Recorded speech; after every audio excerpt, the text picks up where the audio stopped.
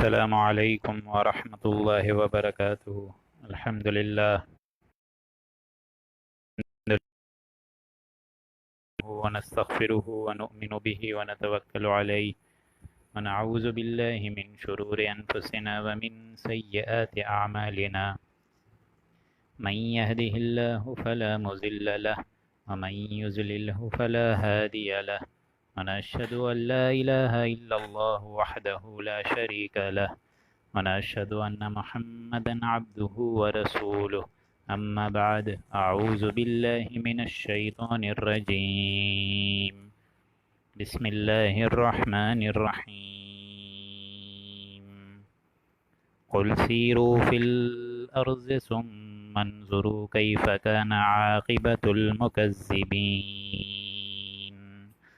قل لمن ما في السماوات والأرض قل لله كتب على نفسه الرحمة ليجمعنكم إلى يوم القيامة لا ريب فيه الذين خسروا أنفسهم فهم لا يؤمنون وله ما سكن في الليل والنهار وهو السميع العليم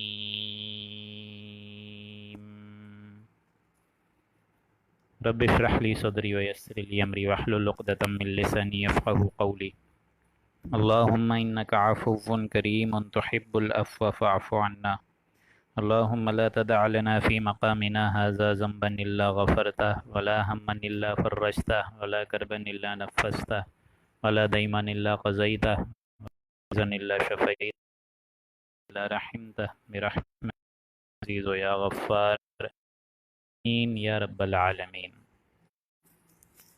سامعین محترم، اب اللہ کے فضل و کرم سے ہم سورہ انعام کا آغاز کر چکے ہیں، اور کل کی نشست میں انعام کا ہو چکا تھا۔ جیسا کہ میں نے کل آپ سے ذکر کیا کہ یہ سورہ مکی صورت ہے، اس میں 165 آیتیں اور 20 رکوع ہیں۔ توحید کے مضامین میں سب سے خوبصورت صورت آپ لوگ کو یہ نظر آئے گی، اور پھر آگے چل کے سورہ رحمان اور سورہ واقعہ آپ لوگ کو انشاءاللہ نظر آئے گی۔ لیکن یہ بات اچھے طریقے سے سمجھ لیجئے کہ یہ مکی دور کی اختتام والی صورت ہے، یعنی جب رسول اللہ صلی اللہ علیہ وسلم کو 12 برس مکے میں ہو چکے ہیں، آس پاس یہ نازل ہو رہی ہے، اور اب مکی صورتوں سے اب رابطہ ٹوٹ کے مدنی صورتوں کی طرف جناب رسول اللہ ہجرت کر کے انشاءاللہ جا رہے ہیں صلی اللہ علیہ وسلم، اور بقیہ ہم صورتیں وہاں پڑھیں گے۔ یہ تو ہے نزولی، لیکن شان مصحف میں یعنی قرآن مجید کا جو ڈسینڈنگ سیکوینس ہے، اس میں مدنی صورتیں اللہ سبحانہ و تعالیٰ نے پہلے شامل فرما دیں، اور پھر جا کے اب ہم لوگ یوں سمجھ لیجئے کہ تھوڑا ریوائنڈ کر کے، تھوڑا بیک جا کے حضور اکرم صلی اللہ علیہ وسلم اور صحابیوں پہ جو واقعات درپیش ہو رہے ہیں مکی دور میں، ان کا تسلسل ہم لوگ اب یہاں پڑھنے جا رہے ہیں۔ جیسا کہ میں آپ لوگ کو سمجھا چکا ہوں کہ ایک بات مشرکین عرب میں بہت جابرانہ انداز میں بسی ہوئی تھی، وہ یہ تھی کہ جب وہ کسی چیز کو مانتے تھے تو 100% پورا مانتے تھے۔ جس نے وہاں مکی دور میں حضور اکرم صلی اللہ علیہ وسلم پر ایمان لے آئے، وہ بہت صحابہ کی فہرست کے سب سے ٹاپ کے چوٹی کے صحابہ بھی بن گئے۔ لیکن جنہوں نے بات نہیں مانی، ان کی طرف سے مخالفت بھی بہت شدید ہوئی ہے، جنگیں بھی، اور اسی طریقے سے غزوات، اسی طریقے سے مارکات، یہ سارے کے سارے ان کی طرف سے پیش نظر ہم لوگ کو نظر آتے ہیں سیرت نبوی میں۔ تو یہ سمجھ لیجئے کہ یہ بہت اسٹریٹ فارورڈ ایک انداز میں سورہ مبارک نازل ہوئی ہے، اور جیسا کہ میں نے آپ کو فرمایا کل کی نشست میں کہ یہ واحد صورت ہے قرآن مجید کی جو صرف ایک وقت میں، ایک ہی تنزیل میں اور ایک ہی نشست میں حضور اکرم صلی اللہ علیہ وسلم پر نازل ہوئی ہے۔ اور روایات میں آتا ہے کہ حضرت جبریل 70,000 فرشتوں کے ہمراہ آئے، اور ایک ہی تنزیل اور ایک ہی نشست میں حضور اکرم صلی اللہ علیہ وسلم پر یہ سورہ مبارک نازل کر کے چلے گئے۔ تو یہ ہمیں بعض اوقات پڑھتے ہوئے تو ایسا مطلب سمجھ لیجئے ہم لوگ اپنے توحید اور ایمانیات کو اس سے بیدار تو ضرور کر رہے ہوتے ہیں، لیکن ان ساری صورتوں کو پڑھتے ہوئے اور ان آیات کو پڑھتے ہوئے ذرا یہ بھی پس منظر میں رکھا کریں اور پیش نظر رکھا کریں کہ یہ وہ واقعات ہیں کہ جب جناب رسول اللہ صلی اللہ علیہ وآلہ وسلم کی دعوت مبارکہ کو، ان کے ریولوشنری اس پروسیس کو لگ بھگ 10 سے 11 سال ہو چکے ہیں، اور اب منافق اور مشرکین کی طرف سے شدید مخالفت کی جا رہی ہے۔ تو یہ اب باتیں آپ لوگ کو اس سورہ مبارک میں بار بار نظر آتی رہیں گی۔ اب ہم لوگ بسم اللہ کرنے جا رہے ہیں۔ اعوذ باللہ من الشیطان الرجیم، بسم اللہ الرحمن الرحیم۔ قل سیروا فی الارض ثم انظروا کیف کان عاقبۃ المکذبین۔ اے نبی آپ ان سے فرما دیجئے کہ تم ذرا زمین میں چل پھر کر دیکھ لو، کیف کان عاقبۃ المکذبین، کہ جھٹلانے والوں کا کیا انجام کیا اللہ نے۔ یعنی یہ معاملہ چل رہا ہے اب ان کی مخالفت کا۔ ظاہر بات ہے جو مشرکین عرب تھے، جو کہ بت پرست تھے، اور زیادہ تر تعداد جو ہے وہ لات، عزا اور دیوی دیوتا کو ماننے والی تھی، خود انہوں نے بت سارے کے سارے جو 360 بت تھے ان کے مقدس بت، یہ سارے کے سارے جو انہوں نے اپنے ہاتھوں سے تراشے وہ انہوں نے ڈال دیے سارے کے سارے خانہ کعبہ میں۔ اب ان کی یہ سمجھ لیجئے جھٹلانے کا یہ کلائمیکس آپ لوگ کو یہاں نظر آ رہا ہے کہ بار بار وہ جھٹلاتے تھے، اللہ کے نبی کو نہیں مانتے تھے، حضور اکرم صلی اللہ علیہ وآلہ وسلم کے مبارک دین کی پیروی نہیں کرتے تھے۔ تو یہاں اللہ تعالیٰ بھی یہی فرما رہے ہیں، قل، اے نبی آپ ان سے کہہ دیجئے، ڈنگے کی چوٹ پہ کہہ دیجئے، سیرو فی الارض، تم جاؤ زمین کا سفر کر لو، دیکھ لو تم سے پہلے کی جتنی قوتیں تھیں، جتنی بڑی بڑی قومیں تھیں، ان کے ساتھ ہم نے کیا معاملہ کرا۔ تمہارے اسی جزیرہ نمایاں عرب میں قوم عاد بھی آباد تھی، قوم سمود بھی آباد تھی، اور جب تم شام جاتے ہو قافلے کے لیے کاروباری تاجروں اور مراکز کی وجہ سے، تو وہاں دیکھ لو قوم لوط بھی تھی، قوم مدین بھی آباد تھی۔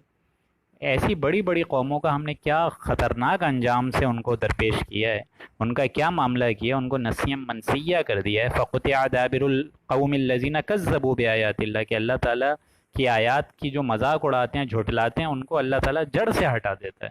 تو تم دیکھو ان کا کیا معاملہ کیا، کان عاقبۃ المکذبین، کیا انجام کیا ہم نے جھٹلانے والوں کا، آگے دیکھ لو تمہارے سامنے ہی ہے پوری ان کی داستان۔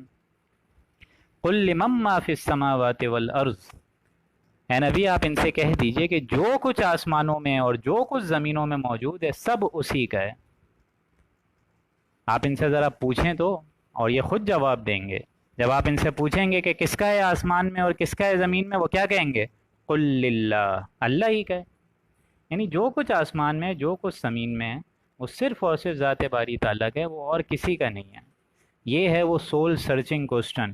اس رکوع مبارک میں آپ لوگ کو بار بار ایسے سول سرچنگ کوسچنز نظر آئیں گے کہ باقاعدہ کسی کی آنکھوں میں آنکھیں ڈال کر بات کی جا رہی ہو، اس طریقے کا مقام آپ لوگ کو نظر آئے گا کہ اس کو بھی معلوم ہے کہ جو وہ بات کر رہا ہے وہ سچ بات نہیں کر رہا ہے، جھوٹ کی بات کر رہا ہے۔ اس کے دل میں بھی ایمان جو ہے وہ موجود ہے، لیکن اپنی ہٹ دھرمی اور اپنی بغض اور عداوت اور کینے کی وجہ سے، اور اپنی شناسی سے اور اپنی فرض منصبی کی کوتاہی کی وجہ سے وہ اللہ تعالیٰ کو نہیں پہچان پا رہا۔ لیکن اللہ تعالیٰ کا ایمان تو اس کے دل میں موجود ہے نا، ایسے مشرکین کے ہر انسان کے دل میں موجود ہوتا ہے، یہ تو بس قرآن کی آیات ہوتی ہیں جو کہ اس کو ایکٹیویٹ کرتی ہیں۔ تو یہاں دیکھیں کیسا سول سرچنگ کوسچن حضور اکرم صلی اللہ علیہ وآلہ وسلم فرما رہے ہیں کہ نبی آپ سے کہیے لمن ما فی السماوات والارض، کہ کس کا ہے جو کچھ آسمانوں میں اور جو کچھ زمینوں میں، قل یہ تو اللہ کا ہے۔ تو معلوم یہاں یہ ہوا کہ یہ ہیں وہ سول سرچنگ کوسچن، کہ آپ کے اندر کچھ ایمان موجود ہوتا ہے، بات کی گواہی دینے والی بات ہوتی ہے، کیونکہ آپ کی روح جو ہے اور آپ کی جو بات کی گواہی دیتی ہے وہ تو سچ کی بات کی گواہی دیتی ہے۔ کیوں؟ اس کی وجہ یہ ہے کہ جب ہم قرآن مجید پڑھتے ہیں تو ہمارے اندر بھی جو روح اللہ تعالیٰ نے ودیت کی ہوئی ہے، اور خیر اور بدی کا جو ایک امتیازی فرق اللہ سبحانہ و تعالیٰ نے رکھا ہوا ہے، اس کے مابین اگر ہم لوگ کو کوئی بھی قرآنی آیات ہمیں سمجھ میں آ جائے تو فوراً ہمارا دل گواہی دیتا ہے کہ نہیں دیتا؟ معلوم ہوتا ہے کہ اندر کوئی ایسی چیز ہے جو کہ بار بار آپ کو ٹانٹ کرتی ہے، بار بار آپ کو سیدھے راستے کی طرف لے کر آتی ہے۔ اس کی وجہ دوستوں یہی ہے کہ میرے اور آپ کے اندر جو روح اللہ تعالیٰ نے پھونکی ہے، اور یہ قرآن مجید جو اللہ تعالیٰ ہم کو پڑھ کر سنوا رہا ہے، ان کا سورس، ان کی ڈیوائن سورس وہ ایک ہی ہے، اور وہ ہے ذات باری تعالیٰ۔ اسی لیے یہاں یہ فرمایا کہ اے نبی آپ ان سے ذرا خود پوچھیں لمن ما فی السماوات والارض، کہ کس کا ہے جو کچھ ہے آسمانوں اور زمینوں میں، تو فوراً کہیں گے قل للہ۔ یعنی مشرکین مکہ بھی یہ مانتے تھے کہ مالک اور خالق اور رازق صرف اللہ ہی ہے، ہاں، لیکن ان کا عقیدہ کیا بگڑا ہوا تھا، وہ یہ تھا ہؤلاء شفعاؤنا عند اللہ، کہ ہماری یہ شفاع ہیں، ہمارے یہ بیٹیاں ہیں اللہ تعالیٰ کی، یہ جو فرشتے ہیں یہ اللہ تعالیٰ کی بیٹیاں ہیں، معاذ اللہ، یہ اللہ تعالیٰ کے یہاں ہمیں بچا لیں گے، روز قیامت محشر کی سختیوں سے اور جہنم سے ہمیں بچا لیں گے۔ یہ ہمارے لات ہیں، عزا ہیں، دیوی ہیں، دیوتا ہیں۔ ہم کہاں کہہ رہے ہیں کہ انہوں نے دنیا بنائی، معاذ اللہ، ہم تھوڑی یہ کہہ رہے ہیں۔ اسی طریقے سے آپ لوگ آگے پڑھیں گے وَلَئِن سَأَلْتَهُم مَّنْ خَلَقَ السَّمَاوَاتِ وَالْأَرْضَ لَيَقُولُنَّ اللَّهُ۔ اے نبی جب آپ ان سے پوچھیں گے کہ آسمانوں اور زمین کی تخلیق کس نے کری ہے، کس نے بنایا ان کو، فوراً کہیں گے اللہ نے بنایا۔ تو وہ کائنات کے مالک کا شرک نہیں کرتے تھے، بلکہ یہ بڑے اللہ کے چہیتے ہیں، لاڈلے ہیں، لات ہے، عزا ہیں، ہم نے اپنے ہاتھوں سے ان کو بنایا ہے، یہ ہمیں وہاں بچا لیں گے۔ یہ تھا ان کا خراب کانسیپٹ۔ تو یہاں بتا رہے اللہ کہ وہ خود گواہی دیں گے قل للہ، کہ یہ آسمان زمین سب اللہ ہی کا ہے، ہم کہاں کہہ رہے ہیں کہ یہ اللہ کا نہیں ہے۔ ہاں لیکن ہمارے غلط کانسیپٹس ہیں، ان عقیدوں کی بنیاد پہ ہم آپ کی رسالت کا انکار کر رہے ہیں، آپ کی رسالت کو نہیں تسلیم کر رہے ہیں نبی صلی اللہ علیہ وآلہ وسلم۔ آگے اللہ نے فرمایا کتب علی نفسہ الرحمہ۔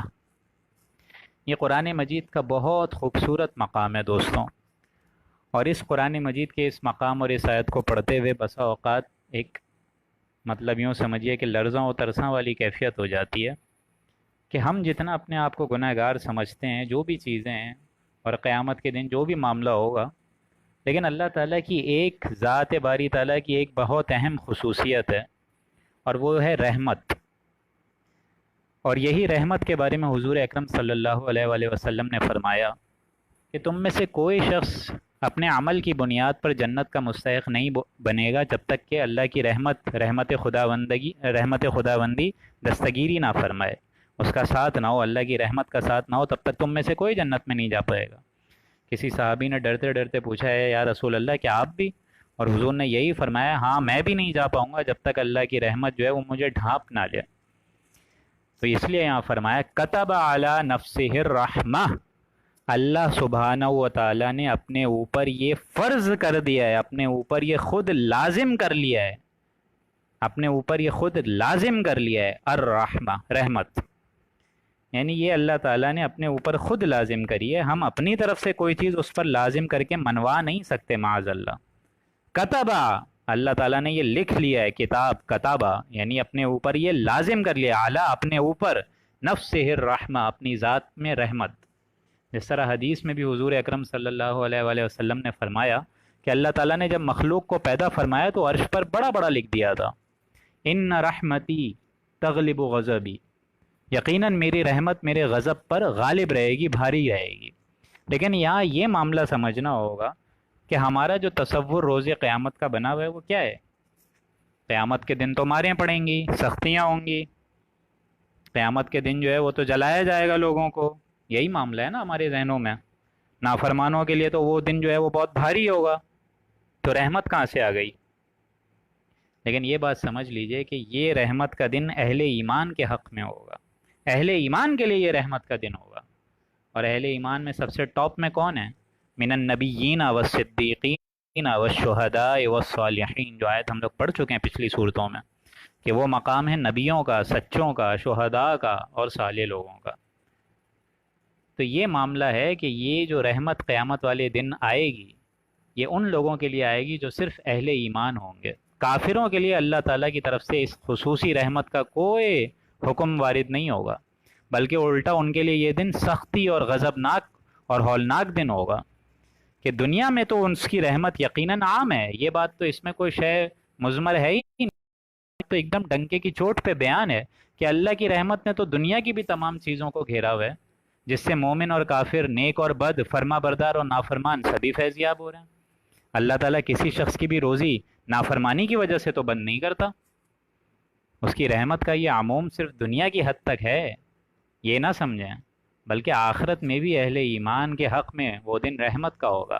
آخرت میں جو کہ دارالجزا ہے، وہاں اللہ کی صفت عدل کا کامل ظہور ہوگا، جس کے نتیجے میں اہل ایمان اور امان رحمت میں آ جگہ پا لیں گے، اور اہل کفر، فسق اور جن کی پوری طرز زندگی نافرمانی میں گزری، وہ جہنم کے دائمی عذاب کے مستحق ٹھہریں گے۔ اس لیے بار بار دیکھیں آگے سورہ اعراف میں بھی آپ لوگ یہ پڑھیں گے وَرَحْمَتِي وَسِعَتْ كُلَّ شَيْءٍ، کہ میری رحمت تمام اشیاء پر محیط ہے، تمام اشیاء پر پھیلی ہوئی ہے۔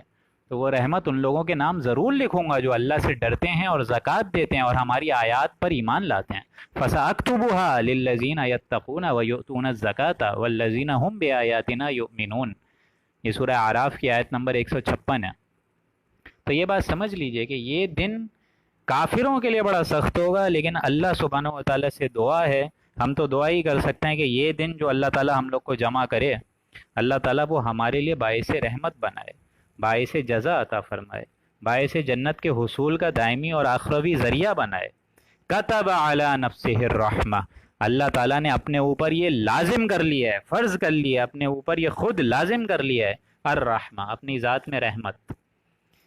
اور یہ جو تم مشکلات جھیل رہے ہو، یہ نبی، صدیقین، شہداء، صالحین، یہ تمام نیک لوگ جو مشکلات تم لوگ جھیل رہے ہو، جو تکالیف تم جھیل رہے ہو، جو جانیں تم اپنی قربان کر رہے ہو، جو ایثار دے رہے ہو، جو اہل و عیال میں کمی دیکھ رہے ہو اپنی، تم یہ نہ سمجھو کہ تمہاری ان ساری کوششوں کا صلہ ملے گا ہی نہیں۔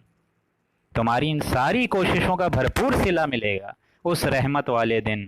تمہاری تمام سرفروشیوں کا اللہ کی طرف سے قدر افزائی کا مظہر ہوگا اس دن۔ کبھی تم کو یہ خیال نہ آ جائے کہ ہم تو اللہ کی خاطر سب کچھ یہاں لٹا بیٹھے، پتہ نہیں آخرت ہے کہ نہیں، جزا و سزا ہے کہ نہیں، پتہ نہیں وہ دن آئے گا یا نہیں، پتہ نہیں کوئی ملاقات ہے بھی کہ نہیں، پتہ نہیں یہ جو کہتے ہیں کہ اللہ جمع کرے گا یہ ہوگا بھی کہ نہیں۔ تو ان وسوسوں کو اپنے دل سے لَيَجْمَعَنَّكُمْ إِلَى يَوْمِ الْقِيَامَةِ لَا رَيْبَ فِيهِ، کہ اللہ تعالیٰ لازماً تم کو جمع کر کے رہے گا روز قیامت، جس کے آنے میں کوئی شک نہیں ہے۔ یہ معاملہ سمجھ لیجئے کہ یہ معاملہ صرف دنیا تک محیط ہو کے نہیں ختم ہوگا، اس دنیا کے بعد بھی ایک جزا و سزا کا ایک بھاری دن آنے والا ہے کافروں کے لیے۔ دنیا میں تو ہم لوگ دیکھتے ہیں جو بیچارے مومن ہوتے ہیں وہ تکلیفیں بھی برداشت کر رہے ہیں، جانیں بھی دے رہے ہیں، مشکلات بھی جھیل رہے ہیں، ایثار بھی دے رہے ہیں، قربانیاں بھی دے رہے ہیں، اور وہاں کافر لوگ جو ہیں وہ بڑے مزے سے آسائش میں بیٹھے ہوئے ہیں۔ لیکن یہ معاملہ ریورس ہو جائے گا روز آخرت میں۔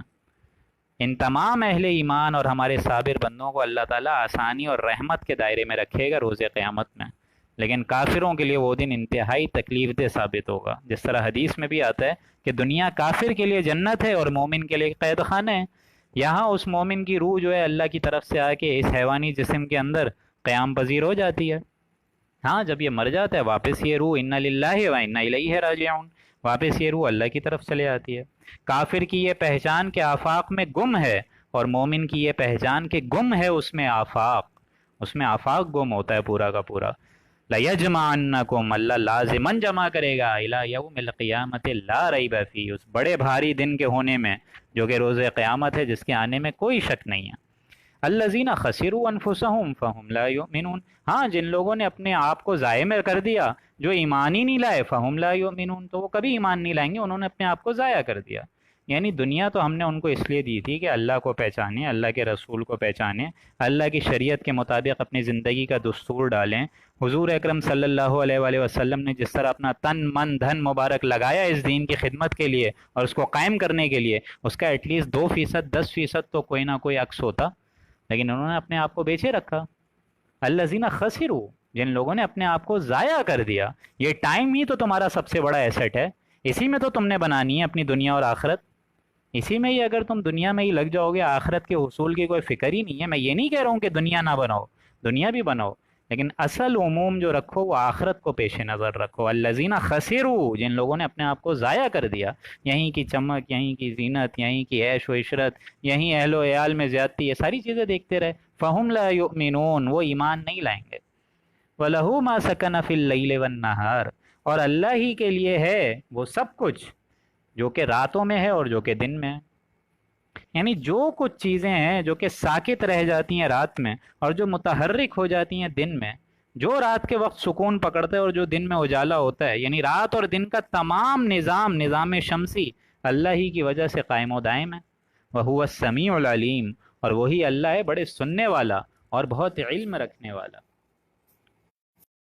قُلْ غَيْرَ اللَّهِ أَتَّخِذُ وَلِيًّا، اے نبی آپ ان سے کہیے کہ کیا اللہ اتخذ ولیا فاطر السماوات والارض، اللہ کے سوا جو کہ آسمانوں اور زمینوں کا پیدا کرنے والا ہے، میں اپنے معبود کو کوئی اور بناؤں، میں اپنا ولی کوئی اور بناؤں؟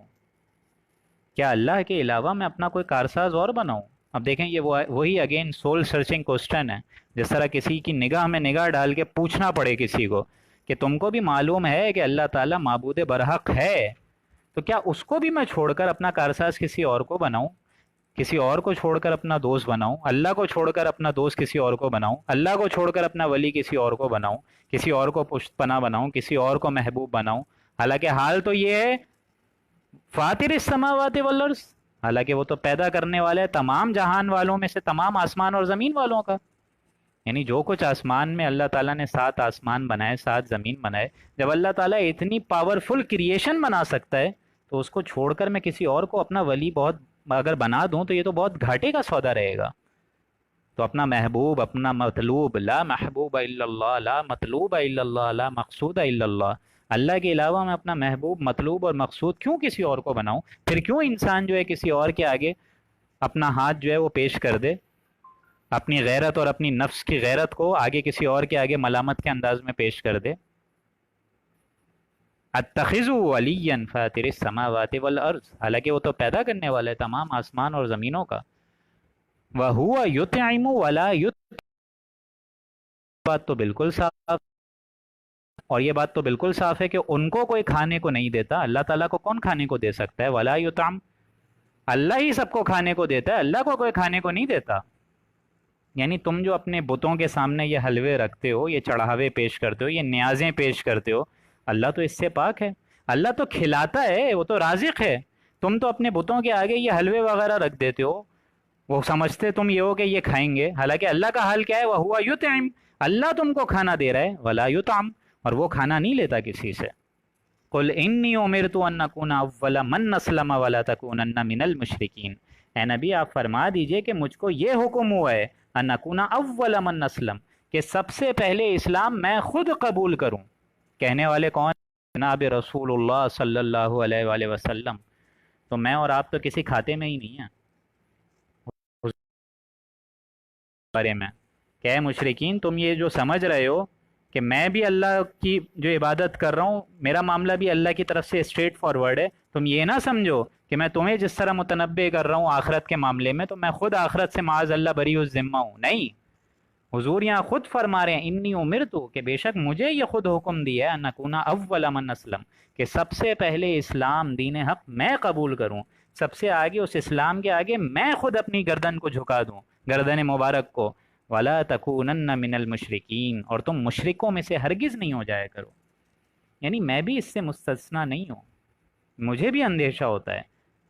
قل انی، اور مجھے بھی اس بات کا اندیشہ ہے، اے نبی آپ ان سے کہہ دیجئے انی، کیوں نہیں، ان عصیت ربی عذاب یوم عظیم، اپنے رب کا کہنا بالفرض بالفرض معاذ اللہ ثم معاذ اللہ ثم معاذ اللہ ربی عذاب یوم عظیم، تو مجھے بھی ایک بہت بھاری بڑے دن کے عذاب کا اندیشہ ہے۔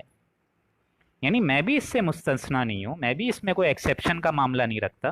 کہنے والے کون ہیں؟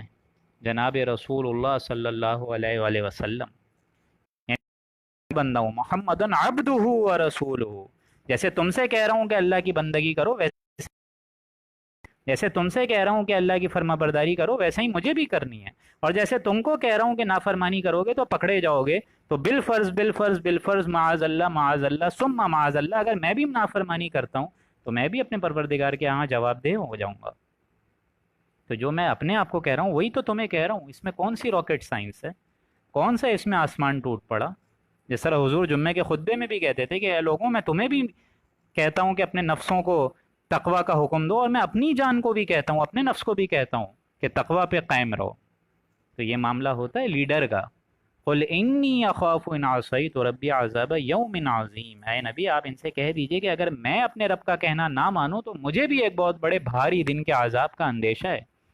من یصرف عنہ یومئذ فقد رحمہ، جس شخص سے اس روز وہ عذاب ہٹا دیا جائے گا، جس شخص سے اس روز عذاب الہی ہٹا دیا جائے گا، فقد رحمہ، تو اس پر تو اللہ نے بہت رحم کرا، اللہ سبحانہ و تعالیٰ نے اس پر اپنا بہت رحم کرا، جس کے اوپر سے اس دن عذاب آخرت کو، عذاب قیامت کو ہٹا دیا۔ من یصرف، جس شخص سے اس روز وہ عذاب ہٹا دیا گیا، یومئذ، اس روز، فقد رحمہ، سو اللہ تعالیٰ نے تو اس پر بڑا رحم کرا۔ اللہ تعالیٰ کی یہ رحمت اگر ہمیں اور آپ کو مل جائے، فقد رحمہ، اللہ تعالیٰ نے اس پر رحم کا ہاتھ رکھا، جس دن اللہ تعالیٰ نے ہمیں اور آپ کو اس عذاب الہی سے محفوظ کر دیا، جہنم کے گڑھے سے ہٹا دیا، فقد رحمہ، تو اللہ تعالیٰ نے تو ہم پر بہت رحم کرا۔ وذالک الفوز المبین، اور یہ ہے اصل کامیابی۔ تم جا رہے ہو اپنی دنیا کے چکر میں، دنیا کی ساری بڑی سے بڑی کامیابی اس دن انتہائی حقیر محسوس ہے، ذہانت ہے، وجاہت ہے، وقتی عزت ہے، شہرت ہے، اقتدار ہے، یہ سب آنے جانے والی چیزیں ہیں۔ جیسا کہ سورہ آل عمران میں فرمایا فمن زحزح عن النار وادخل الجنت فقد فاز، جو شخص اس دن آگ سے بچا لیا گیا اور جنت میں داخل کر دیا گیا وہ کامیاب ہو گیا۔ اس کے لیے یہ کامیابی خسارے سے بچا دینے والی ہوگی، اور نفع حاصل کرنے کے لیے بھی سب سے اول ہوگی کہ وہ جنت کا مستحق بن جائے گا۔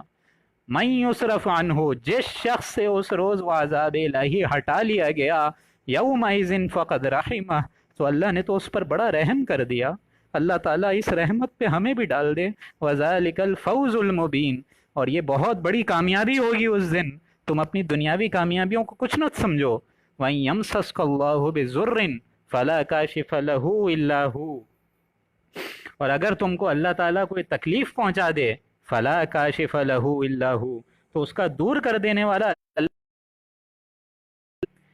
یعنی جس شخص نے، جس ذات نے تم کو، تمام لوگوں کو، پوری کی پوری انسانیت کو اگر اس ہلکے سے پینڈمک میں رکھا ہوا ہے تو یہ اللہ ہی نکالے گا، اور کوئی نہیں نکال سکتا۔ کوئی ویکسین نہیں نکال سکتی، کوئی نہیں بچا سکتا سوائے اللہ ہی کے۔ وہیں یمسسک اللہ، اگر اللہ ہی تجھ کو کوئی تکلیف میں پہنچا دے، فلا کاشف لہ الا ہو، تو اس کا دور کر دینے والا اللہ کے علاوہ اور کوئی نہیں پاؤ گے تم۔ وہیں یمسسک بخیر، اور اگر اے انسانوں تم کو کوئی نفع پہنچا دیا جائے، فہو علی کل شیء قدیر، تو اس کا ہاتھ کون روک سکتا ہے کہ اللہ تعالیٰ تو نے اس اپنے بندے کو کیسے نفع پہنچا دیا؟ یعنی اسے کسی اور پرمیشن کی معاذ اللہ ضرورت نہیں پڑتی کہ اپنے فلاں بندے کے ساتھ اس کو کوئی خیر کا معاملہ کرنا ہو، نہیں۔ تو تکلیف میں پکارو تو صرف اسی کو پکارو۔ مشکل کشا ہے تو ذات باری تعالیٰ ہے، کوئی حاجت روا ہے تو ذات باری تعالیٰ ہے، اور تکلیف کو روا کرنے والا بھی ذات باری تعالیٰ ہے اور کوئی نہیں ہے۔ جیسا کہ ایک بڑی خوبصورت حدیث ہے جو کہ میں آپ کے سامنے پیش کرتا ہوں، یہ حدیث قدوسی ہے صحیح مسلم کی، کہ اے میرے بندوں، اللہ نے فرمایا اے میرے بندوں، میں نے ظلم کو اپنے اوپر حرام کیا ہے اور تم پر بھی حرام کیا ہے، تو تم آپس میں ایک دوسرے پر ظلم مت کرو، انصاف کیا کرو۔ اے میرے بندو، تم سب گنہگار ہو، مگر جس کو میں ہدایت کا راستہ بتا دوں تو مجھ سے ہدایت مانگا کرو، میں تم کو ہدایت کا راستہ بتاؤں گا۔ اے میرے بندو، تم سب بھوکے ہو، مگر جس کو میں کھلاؤں تو مجھ سے کھانا مانگا کرو، میں تم کو کھلاؤں گا۔ اے میرے بندو، تم سب ننگے ہو، مگر جس کو میں پہنا دوں تو مجھ سے کپڑے مانگے کرو، میں تم کو پہناؤں گا۔ اور اے میرے بندو، تم رات دن گناہ کرتے ہو اور میں سب گناہوں کو بخش دیتا ہوں، تو مجھ سے بخشش چاہو، میں تم کو بخشوں گا۔ اور اے میرے بندو، اگر تم اگلے اور پچھلے انسان اور جنات سب ایسے ہو جائیں جیسے تم میں بہت پرہیزگار ہوں، تب بھی میری سلطنت میں کوئی اضافہ نہیں کر سکتے تم لوگ۔ اور اے میرے بندوں، تم میں سے اگلے اور پچھلے تمام انسان و جنات سب ایسے ہو جائیں کہ سب سے بڑے بدکار شخص ہوں، تو بھی میری سلطنت میں کچھ کمی نہیں کر سکتے تم لوگ۔ اور اے میرے بندوں، تمہارے اگلے پچھلے انسان اور جنات سب ایک میدان میں کھڑے ہو کر مجھ سے مانگنا شروع کر دیں اور میں ہر ایک کو جتنا وہ مانگیں سب دے دوں، تب بھی میرے خزانوں میں جو ہے وہ کچھ کم نہیں ہوگا مگر اتنا ہی جیسے دریا میں سوئی ڈال کر نکال لی گئی ہو۔ اور اے میرے بندوں، تمہارا میں حساب لوں گا روز آخر میں اور جزا دوں گا، تو جو شخص کا بھلائی پر معاملہ ہو وہ میری حمد اور ثنائی بیان کرے، اور جس شخص کا معاملہ اس کے علاوہ ہو وہ اور کسی کو ملامت نہ کرائے سوائے اپنے آپ کے۔ نہ کہیں جہاں میں اما ملی، جو اما ملی تو کہاں ملی، میرے جرم خانے خراب کو تیرے عفو بندہ نواز ملی۔ من یصرف عنہ یومئذ فقد رحمہ وذالک الفوز المبین۔ من یمسسک اللہ بضر فلا کاشف لہ الا ہو من یمسسک بخیر فہو علی کل شیء قدیر، تو وہ تو ہر چیز پر پوری قدرت رکھتا ہے۔ وہو القاہر فوق عبادہ، اور وہی اللہ ہے جو اپنے بندوں پر پورے طریقے سے چھایا ہوا ہے، زور آور ہے، چھایا ہوا ہے، یعنی اس کی مخلوق اس کے قابو سے باہر نہیں ہے، وہ پورے طریقے سے قابو یافتہ ہے۔ وہو الحکیم الخبیر، اور وہ بڑی حکمت والا ہے اور کمال حکمت کے ساتھ ساتھ پوری خبر رکھنے والا بھی ہے۔ قل ای شیء اکبر شہادہ، اب یہ دیکھیں اگین سول سرچنگ کوسچن، جیسا اس سورہ کے عمود کیا تھا وہ آیت نمبر 7ویں تھی، لیکن اس سورہ کے عمود کا جو عکس ہے وہ یہ آیت نمبر 19 ہے۔ ایک تو عمود یا مرکزی مضمون کیا تھا وہ آ چکا ہے کل آیت نمبر 7 میں، کہ یہ سارے مشرکین اے نبی آپ سے حصی معجزہ مانگ رہے ہیں کہ آپ اللہ کے رسول ہیں تو کوئی معجزہ دکھائیں. آپ خود کہتے ہیں کہ حضرت موسیٰ علیہ السلام نے اتنے بڑے بڑے معجزات دکھائے، حضرت عیسیٰ نے اتنے بڑے بڑے معجزات دکھائیں. تو اگر آپ رسالت کے مدعی ہیں، نبوت کے مدعی ہیں، تو لے آئیے کوئی معجزہ. اور یہاں اللہ تعالیٰ کہہ رہا ہے ہم معجزہ نہیں دکھائیں گے، اصل معجزہ یہ قرآن ہے.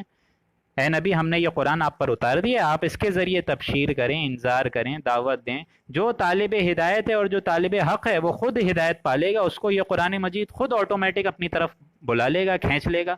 باقی جس کے دل میں کجی ہے، ٹیڑھ ہے، تعصب ہے، ہٹ دھرمی ہے، حسد ہے، تکبر ہے، اس کو آپ ایک کیا 10 لاکھ معجزے دکھائیں پھر بھی نہیں مانے گا. کیا علماء یہود نے مان لیا معجزے دیکھ کر؟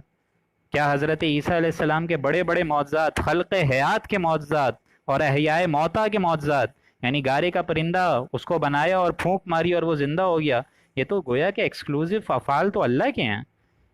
لیکن کتنے لوگوں نے مانا؟ کسی نے نہیں مانا. اس لیے دیکھیں یہاں بتایا جا رہا ہے آیت نمبر 19 میں، جس طرح میں نے فرمایا سول سرچنگ کوسچن، قل ایو شیء اکبر شہادہ، کہ نبی آپ کہہ دیجئے کہ سب سے بڑی گواہی کس کی ہے، یا سب سے بڑھ کر چیز گواہی دینے کے لیے کون ہے؟ قل اللہ، آپ اے نبی فرما دیجئے اللہ کی گواہی، یعنی سب سے بڑا گواہ میرے اور تمہارے درمیان صرف ذات باری تعالی ہے. شہید بینی و بینکم، اور وہ میرے اور تمہارے درمیان گواہ کے طور پہ بہت کافی ہے، کافی ہے وہ. وَأُوحِيَ إِلَيَّ هَذَا الْقُرْآنُ لِأُنذِرَكُم بِهِ وَمَن بَلَغَ. اس آیت میں، آیت نمبر 19 میں، یہ جو بِهِ کا لفظ ہے اس کو غور کریے گا. وَأُوحِيَ إِلَيَّ، اور اے نبی ان کو فرمائیے کہ میرے پاس یہ قرآن بطور وحی کے طور پہ بھیجا گیا ہے. حاضر القرآن، یہ قرآن جو ہے یہ تو بطور وحی ہے. لِأُنذِرَكُم بِهِ وَمَن بَلَغَ، تاکہ اس قرآن کے ذریعے میں تم تک دعوت پہنچاؤں. وَمَن بَلَغَ، اور جس تک یہ قرآن پہنچ جائے. یعنی جس تک پہنچ جائے گا مطلب کیا ہوا؟ مطلب یہ ہوا کہ روز قیامت تک کا آخری فرد جو اس دنیا میں آئے گا اور سانس لے گا، اس تک دعوت محمدی پہنچنی چاہیے. مطلب میں تو تم تک پہنچا رہا ہوں، حضور فرما رہے ہیں کہ میں تو جزیرہ نمایاں عرب تک تو پہنچا کے جا رہا ہوں، لیکن میں تو اب جا رہا ہوں 63 ایئرس کی عمر میں، اس کو آگے کون پہنچائے گا؟ میرے اس مشن کو، میرے اس فرض منصبی کو آگے کون پہنچائے گا؟ اب بحیثیت امت یہ بھاری ذمہ داری مجھ پر اور آپ پر آ گئی ہے. یعنی جس تک قرآن مجید پہنچ گیا وہ گویا اس تک حضور اکرم صلی اللہ علیہ وآلہ وسلم کی دعوت پہنچ گئی.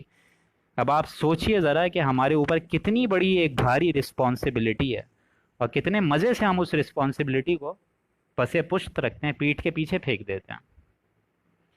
اس لیے فرمایا وَأُوحِيَ إِلَيَّ هَذَا الْقُرْآنُ، اور میرے پاس یہ قرآن بطور وحی کے طور پہ بھیجا گیا ہے. لِأُنذِرَكُم بِهِ، تاکہ اس قرآن کے ذریعے سے دعوت ہے، تبلیغ ہے، جتنی حق کی باتیں ہیں، جتنی سچی باتیں ہیں، قرآن کے ذریعے سے پہنچائے. وَمَن بَلَغَ، اور جس تک یہ قرآن پہنچ جائے ان سب کو ڈراؤں. أَإِنَّكُمْ لَتَشْهَدُونَ أَنَّ مَعَ اللَّهِ آلِهَةً أُخْرَى، کیا واقعی تم سچ مچ یہ گواہی دو گے کہ اللہ کے سوا اور بھی کوئی معبود ہیں؟ مع اللہ آلہۃ اخری، یہ ہیں وہ سول سرچنگ کوسچن. جس طرح میں آپ کو بتاتا ہوں، جیسے آپ کو معلوم ہوتا ہے کہ جب کسی آپ بحث بازی میں پھنس جائیں تو اگر آپ سامنے والے کو دیکھ لیں کہ اپنی ہار جو ہے وہ ماننے کو تیار نہیں ہے، حالانکہ اس کا دل گواہی دے چکا ہے کہ وہ غلط حرکت پہ، جب آپ کو یہ معلوم ہو جائے کہ جو کچھ آپ کہہ رہے ہیں اس کا دل اس کے ساتھ وہاں نہیں ہے، بس کوئی ضد ہے، کوئی ہٹ درمی ہے، کوئی حسد ہے، اس کی وجہ سے وہ آپ کی بات نہیں مان رہا، پھر آپ آنکھوں میں آنکھیں ڈال کے سول سرچنگ انداز میں آپ پوچھتے ہیں. کیا پوچھتے ہیں؟ اِنَّكُمْ لَتَشْهَدُونَ أَنَّ مَعَ اللَّهِ آلِهَةً أُخْرَى، کیا واقعی تم سچ مچ یہ گواہی دیتے ہو کہ اللہ کے سوا اور کوئی معبود ہے، کوئی اور معبود ہے؟ واقعی do you really agree on that? قُل لَا أَشْهَدُ، تو بھائی تم تو اپنی اس گواہی پہ پورے اترو، میں ایسی گھٹیا گواہی کوئی نہیں دے سکتا. قُل لَا أَشْهَدُ، آپ کہہ دیجئے میں ایسی کوئی گواہی نہیں دے سکتا جو خلاف عقل اور خلاف فطرت کی گواہی ہو، میں ایسی کوئی گواہی نہیں دے سکتا. میرا اور تمہارا رابطہ اس بارے میں تمہارے ساتھ بالکل بھی نہیں ہے. قُلْ إِنَّمَا هُوَ إِلَٰهٌ وَاحِدٌ، اے نبی آپ فرما دیجئے کہ میں تو صرف ایک ہی معبود برحق کی عبادت کرتا ہوں، اور وہ ایک ہی معبود ہے. وَإِنَّنِي بَرِيءٌ مِّمَّا تُشْرِكُونَ، اور بے شک میں تمہارے تمام شرکا سے اور تمام شریکوں سے بیزار ہوں. یعنی میرا اور تمہارا اب کوئی معاملہ نہیں ہے، بالکل بھی نہیں. اور یہی شرک کا معاملہ جو ہے ان لوگوں نے جس طرح اڈاپٹ کیا، آج دور حاضر میں ہم لوگوں نے بھی اڈاپٹ کر لیا. ہمارے کافی جو لوگ ہیں وہ سب کیا ہوا، نبی صلی اللہ علیہ وآلہ وسلم کی باقاعدہ حدیث ہے لا نبی بعد، کہ میرے بعد کوئی نبی نہیں ہوگا، لیکن نبی صلی اللہ علیہ وآلہ وسلم کے بعد بھی کافی لوگ ایسے ہیں جس طرح قادیانیوں کا فرقہ ہے، انہوں نے نبی صلی اللہ علیہ وآلہ وسلم کے باوجود ان کے بعد بھی غلام احمد قادیانی کو اپنا نبی سمجھا، حالانکہ حضور کی خود یہ حدیث ہے کہ باقاعدہ 30 جھوٹے دجال بنیں گے روز قیامت سے پہلے پہلے۔ نبی صلی اللہ علیہ وآلہ وسلم کی یہ پیشگوئی پوری ہو رہی ہے کہ 30 جھوٹے دجال پیدا ہوں گے اور ہر ایک کا دعویٰ ہوگا کہ وہ نبی ہے۔ گزشتہ صدی میں قادیانیوں نے یہ فتویٰ اٹھایا، ایک شخص نے نبوت کا دعویٰ کیا اور آج اس کے لاکھوں پیروکار ہیں۔ اس لیے سچا نبی، اور اس کو کسی نے اس کو سچا نبی سمجھا، کسی نے اس کو مسیح موعود سمجھا، فلانا فلانا، حالانکہ حضور کی واضح حدیث ہے کہ میرے بعد کوئی نبی نہیں ہوگا۔ تو جس طرح وہ کر رہے تھے شرک، آج کے لوگ بھی شرک کر رہے ہیں، اور یہاں حضور نے فرمایا اننی بریء مما تشرکون، یعنی میرا اور معاملہ تمہارا ایک دم الگ ہوگا۔ یعنی روز قیامت میں بھی یہ سارے قادیانی جب کھڑے ہوں گے نا، اور جن جن لوگوں نے شرک کیا، حضور اکرم صلی اللہ علیہ وآلہ وسلم ان سے چہرہ پھیر دیں گے۔ الذین آتیناہم الکتاب، اب یہ آخری آیت ہے، آیت نمبر 20 آج کی نشست کے حساب سے، کیونکہ ظاہر بات ہے اب مدینے میں بھی خبریں پھیل رہی تھیں کہ حضور اکرم صلی اللہ علیہ وآلہ وسلم کی جو دعوت ہے وہ اپنی جڑیں مضبوط کر رہی ہے مکے میں۔ اب یہاں اہل کتاب بھی موجود تھے مدینے میں، یہود و نصارہ کے بھی مکس قبائل موجود تھے، اہل کتاب کی کتابیں بھی ان کے پاس موجود تھیں، یہود و نصارہ کے پاس تورات اور انجیل تھی جن میں باقاعدہ پیشن گوئی تھی حضور اکرم صلی اللہ علیہ وآلہ وسلم کی۔ وہ تو سمجھ گئے تھے کہ یہ اللہ کے رسول ہی ہیں جو کہ وہاں مکے میں دعوت اور تبلیغ کا فرض منصبی ادا کر رہے ہیں، تو وہ تو باقاعدہ خود منتظر تھے۔ لیکن یہ بات اور ہے کہ وہ محروم رہے ایمان سے، بلکہ اپنی نبی کی طرف سے یہ باتیں ان کو سکھائی جاتی تھیں۔ یہ جو ساری کے سارے مکے کی باتیں کرتے تھے، جس طرح مکے کے جو لوگ ہوتے تھے یہ حضور اکرم صلی اللہ علیہ وآلہ وسلم سے باقاعدہ امتحاناً سوالات پوچھتے تھے کہ ذوالقرنین کون ہے، روح کون ہے، روح کی حقیقت کیا ہے، اصحاب کہف کون ہے۔ یہ سارے کے سارے جو سوالات تھے یہ انہی کی طرف سے تو سکھائے گئے تھے نا، وہ جو اہل کتاب تھے مدینے میں، وہ آ کے ان کو بتاتے تھے کہ آپ ان سے پوچھئے، یہ وہی نبی ہیں، آپ ان سے پوچھئے، یہ جوابات دیں گے کہ ذوالقرنین کون تھا، روح کی حقیقت کیا ہے، اصحاب کہف کے معاملات کیا ہیں۔ معلوم ہوتا ہے کہ یہ وہی پیغمبر آخری ایڈریس کر کے مدینے کے اہل کتاب والوں کو ایڈریس کر کے آیت نمبر جن لوگوں کو ہم نے تھی یعنی تورات انجیل، یعرفونہ کما یعرفون ابناءہم، وہ لوگ تو رسول کو ایسے پہچانتے ہیں جیسے اپنے بیٹوں کو پہچانتے ہیں۔ یعنی ان کی پوری جو پیشن گوئیاں تھی حضور اکرم صلی اللہ علیہ وآلہ وسلم کی، تو وہ تو تورات انجیل میں موجود تھی، وہ تو ایسے پہچانتے ہیں جیسے اپنے بیٹوں کو پہچانتے ہیں۔ الذین خسروا انفسہم فہم لا یؤمنون، ہاں جن لوگوں نے اپنے آپ کو ضائع کر لیا تو اے نبی اب وہ ایمان نہیں لائیں گے۔ ایمان لانے کا جو اصل مظہر ہے وہ یہ قرآن مجید ہے، اور قرآن مجید اور حضور اکرم جناب محمد الرسول اللہ، یہ دونوں مل کے کیا بناتے ہیں؟ بینہ۔ حضور صلی اللہ علیہ وآلہ وسلم وہ قرآن مجسم ہے، یعنی قرآن بالفرض اگر ایک انسانی شخصیت کے کردار کا حیولہ بن جائے اور حیولہ پہن لے تو وہ جناب محمد الرسول اللہ کی سیرت بن جائے گی۔ جیسا کہ حضور صلی اللہ علیہ وآلہ وسلم کے بارے میں حضرت عائشہ فرماتی تھیں کہ حضور صلی اللہ علیہ وآلہ وسلم کی سیرت ہی تو قرآن ہے۔ پورا قرآن مجید پڑھیں، آپ کو حضور صلی اللہ علیہ وآلہ وسلم کی سیرت مبارکہ کا پورا عکس نظر آ جائے گا۔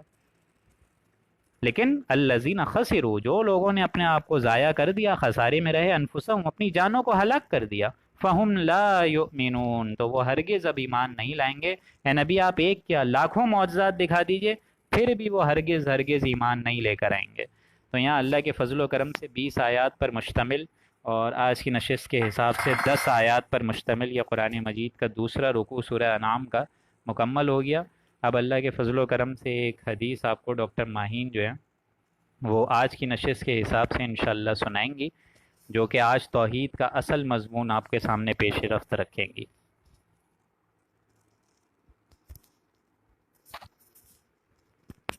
السلام علیکم۔